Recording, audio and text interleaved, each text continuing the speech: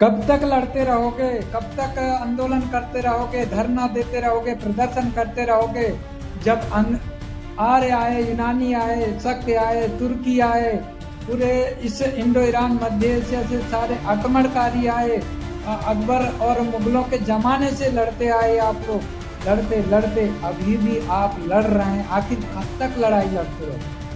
यह तो आपका लड़ने का तरीका गलत होगा, या फिर आप लड़ाई को ही नहीं समझ पा रहे हैं कि आखिर इस लड़ाई में हम संघर्ष करते करते हमारा जीवन क्यों गुजर रहा है। जब देखो तब धरना, तब देखो तब प्रदर्शन, कहीं एसडीएम काम नहीं कर रहा है, कहीं तहसीलदार काम नहीं कर रहा है, कहीं फॉरेस्ट वाला काम नहीं कर रहा है, कहीं जो है आपका थाने में काम नहीं हो पा रहे हैं, आपका कोई सुन नहीं रहा है। आखिर क्यों नहीं सुन रहा है? थानेदार क्यों काम नहीं कर रहा है? फॉरेस्टर आपका काम क्यों नहीं कर रहा है? वन विभाग वाला आपका वन अधिकार के तहत पट्टा क्यों नहीं बना रहा है? एसडीएम आपका नामांतरण पोती दाखिला क्यों नहीं कर रहा है? आपके तहसीलदार जो है समय पर आपके जो है जमीनों का नामांतरण करके आपके पट्टे बही संधारित क्यों नहीं कर पा रहा है? आखिर क्या कारण है? इन सब चीजों के लिए आप आए दिन रोज धरना, आंदोलन, प्रदर्शन करते रह रहे हैं। आखिर क्यों, किस लिए? आपको समझाने के लिए हजारों नेता सड़कों पर है, हजारों लोग, लाखों लोग धरना प्रदर्शन कर रहे हैं, आज भी प्रदर्शन जारी है लगातार। आखिर आपके साथ में शोषण क्यों हो रहा है? कहीं इत्मीनान होकर के, कहीं बैठ करके आपने चिंतन किया है? आखिर हम शोषित क्यों हो रहे हैं? चाहे विस्थापन के मुद्दे को लेकर के हो, चाहे वन विस्थापन का मुद्दा हो या विस्थापन का मुद्दा। अब एक नया चीज और आ गया, पहले तो विस्थापन की बात होती थी, वन ग्रामों से विस्थापन की बात होती थी, या फिर जो जलग्रहण क्षेत्र है उनसे विस्थापन होने की बात होती थी। अब तो एक और आ गया, वन विस्थापन, उसकी भी बात आप लोगों को या तो समझ रहे हैं या नहीं समझ रहे हैं, या फिर आपके साथ में बहुत बड़ा अन्याय हो रहा होगा। इसलिए जो है आज इतना पूरा देश में जहाँ भी देखोगे तो हम सब लोग आंदोलन करने में ही मजबूर हैं। आखिर क्यों, किस लिए हमारे साथ में ये हो रहा है? या तो फिर हम नहीं समझ पा रहे हैं, या फिर सरकार हमको समझ नहीं पा रही है। तो कब तक ऐसा करते रहेंगे बताइए? हमारे पूर्वज संघर्ष करते करते मर गए, शहीद हो गए, सूली पे चढ़ गए, गोलियां खाकर मर गए। आज भी वही हालत हमारे लोगों की है। जो व्यक्ति संघर्ष कर रहा है या तो उसे जेल में भेज दिया जाता है, या तो फिर उसे जिला बदर कर दिया जाता है, या तो फिर उसे मार दिया जाता है। बहनों के साथ में भी वही हो रही है। तो आज ना बहन सुरक्षित है, ना हम सुरक्षित है, ना किसान सुरक्षित है, ना कहीं सुरक्षित नहीं है। तो इसका कारण क्या हो सकता है? क्या हमारे ऊपर जुल्म करने वालों की संख्या ज़्यादा बढ़ गई है? क्या जुल्म करने वालों के खिलाफ हम लड़ नहीं पा रहे हैं, कि एकजुट नहीं है? ऐसा तो नहीं, बिल्कुल भी नहीं। हम एक व्यक्ति भी लड़ सकता है, पर लड़ने का साहस होना चाहिए, हिम्मत होना चाहिए और जागरूक होना चाहिए। वो कैसे लड़ाई, लड़ाई का तरीका होना चाहिए। लड़ाई का तरीका होना चाहिए जब एक आसफ खां आकर के मंडला तक, दिल्ली से मंडला तक आ सकता है लड़ते लड़ते एक आसफ, तो क्या आप जंग नहीं जीत सकते हो? क्या आप जंग नहीं लड़ सकते? लड़ सकते। तो इसलिए जो जंग होती है, आपका जंग करने का तरीका गलत है। जंग आप कलम से कर लड़िए और नियम और कानून को पढ़ करके लड़िए और नियम कानून के साथ में चलिए। आज जो है सरकार क्या नियम बना रही है, क्या नोटिफिकेशन जारी कर रही है, हमारे पर कौन कौन से नियम लागू कर रही है, और वो नियम क्या कह रहे हैं, उन नियमों का पालन करके हमको जो है उनके लिए भली भांति पढ़ना चाहिए।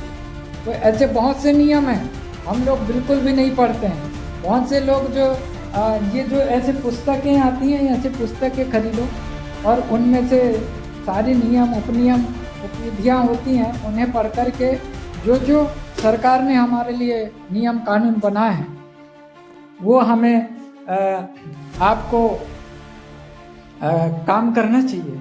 नहीं तो संघर्ष करते करते एक दिन हम थक जाएंगे। लोग वोट के लिए संघर्ष कर रहे हैं, या राजनीति के लिए संघर्ष कर रहे हैं, ये सत्ता पाने के लिए संघर्ष कर रहे हैं। और संघर्ष आपको, चाहे वो राजनीति के लिए हो, वोट के लिए हो, सत्ता पाने के लिए हो, और सोच समझ करके और दिमाग लगा करके अगर आप काम करेंगे तो स्वाभाविक है वो सफलता मिलेगी। यहाँ पर कोई भी काम करोगे सफलता जरूर मिलेगा।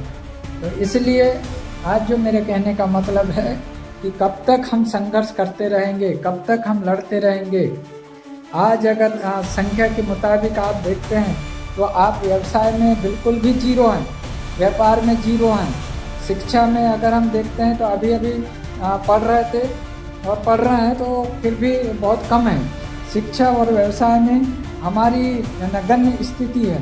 तो ऐसी परिस्थिति में क्या हम आगे बढ़ पाएंगे? क्या हम आगे की लड़ाई लड़ लेंगे? अरे भूखे पेट, अगर आपका पेट खाली है तो कोई लड़ाई लड़ लेंगे? तो समाज के पास अभी आर्थिक रूप से आप समृद्ध नहीं हैं। आप बोलते हैं कि हमको बिजनेस नहीं करने देंगे। अरे करके तो देखो।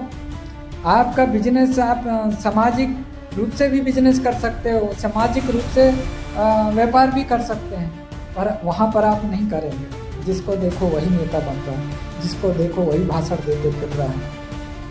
कंपनी बनाओ, फैक्ट्री बनाओ, धंधा पानी करो, आलू का चिप्स बनाओ, पॉपकॉर्न बनाओ, मक्का उगाओ, उसी जो मक्का उगाते उसी से पॉपकॉर्न बना करके उसका बिजनेस करो, जो आलू उगाते उसका चिप्स बना करके उसका बिजनेस करो, जो धनिया उगाते उसका धनिया पाउडर बना करके बिजनेस करो, जो मिर्ची उगाते हो मिर्ची पाउडर बना करके बिजनेस करो, कपड़े की फैक्ट्री खोलो। आप तो आए दिन संघर्ष की बात करते हो, तो आए दिन लड़ाई की बात करते हो, तो आने वाला पीढ़ी भी लड़ाई की बात कर रहा है, संघर्ष की बात हो रही है। वो है, उसकी भी एक आदत सी बन गई है कि मुझे फॉरेस्टर लूट रहा है, मुझे थानेदार लूट रहा है, मुझे एसडीएम लूट रहा है, मुझे तहसीलदार लूट रहा है। बस वो हमारी सुबह उठते ही हमारे दिल और दिमाग में लूटने वाली की बात हो जाती है कि हम लूट रहे हैं। तो लूट रहे हैं तो हम लूटते रहेंगे। इसलिए एक व्यापार की ओर एक कदम आगे बढ़ाइए, आपको कोई रोकेगा नहीं। काम करके तो देखिए। आपको बांस काटने से किसी ने रोका क्या? आपको लकड़ी काटने से किसी ने रोका क्या? आपको पुलिया बनाने में किसी ने रोका क्या? बड़े बड़े पुलिया बना दिए, रेल लाइन बिछा दिए, बड़ी बड़ी सड़कें बना दिए, बड़ी जंगल काट करके पौधे लगा दिए, आपने बांस काट करके नए बांस लगवा दिए। तो ये सब काम करने में आपको किसी ने रोका क्या? नहीं रोका ना। तो जब नहीं रोका है तो आपको छोटे छोटे दुकान लगाने में किसी ने रोका है? फैक्ट्री बनाने में किसी ने रोका है? कंपनी बनाने में किसी ने रोका है? कपड़े की धंधा करने में किसी ने रोका है? आलू साग सब्जी बेचने का धंधा करने में किसी ने रोका है? आखिर क्यों नहीं दिखते हो वहाँ पर? धरना प्रदर्शन रैली में तो भारी तादाद में दिखते हो और बाजार में 1 किलो आलू बेचते हुए नजर नहीं आते हो। आखिर क्यों? आपके शहरों में दुकान क्यों नहीं है? शहरों में नहीं है तो हम कम से कम गांव में तो रहें। और धंधा पानी और बिजनेस करने में आपको किसी ने रोका है? अब कहोगे पैसा नहीं है, तो आप ही बोलते हो कि बाहर के व्यक्ति आए थे, तो बाहर के लोगों के पास में कहाँ से पैसा आया था? तो वो तो बिजनेस कर लिए। जिसके पास में दिमाग रहता है तो उसके पास में पैसे रहते हैं। तो मेरी बातें आपको ज़रूर बहुत ज़्यादा गुस्सा लगी होंगी और कमेंट भी उल्टा सीधा करेंगे, पर साफ कहना, खुश रहना। मैं जब तक आप व्यवसाय नहीं करोगे, जब तक आर्थिक रूप से आप संपन्न नहीं रहोगे, जब तक आप भाषा के रूप में संपन्न नहीं रहोगे, जब तक आप संस्कृति के रूप में संपन्न नहीं रहोगे, और तो तब तक के जो है आपके ऊपर अन्याय होता रहेगा और अत्याचार होते रहेंगे और आप इसी तरह आए दिन संघर्ष करते रहोगे, धरना देते रहोगे, रैली निकालते रहोगे। धन्यवाद।